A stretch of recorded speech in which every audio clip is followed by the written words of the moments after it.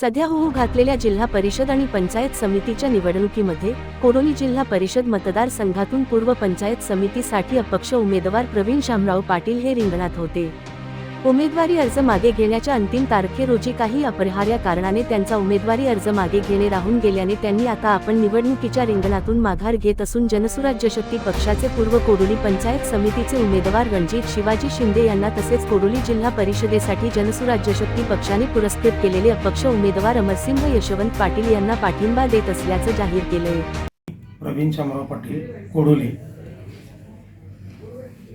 पंचायत समिती उघडलेल्या पंचायत समिती पूर्वगणातून मी निवडणुकीसाठी फॉर्म भरला होता।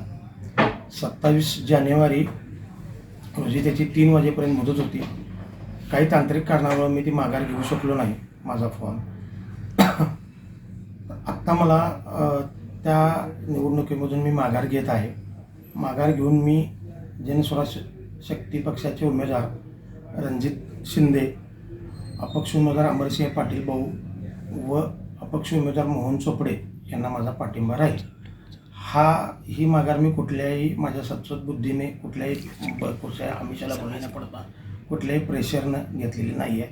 ही माझ्या स्वखुशीने माघार घेत आहे। तरी सर्वांनी या 3 उमेदवारांना भरघोस मताने विजयी करावी नम्र विनंती। यावेळी जनसुराज्य शक्ती पक्षाचे अध्यक्ष आमदार विनय कोरे यांनी श्री पाटील यांचं स्वागत केले।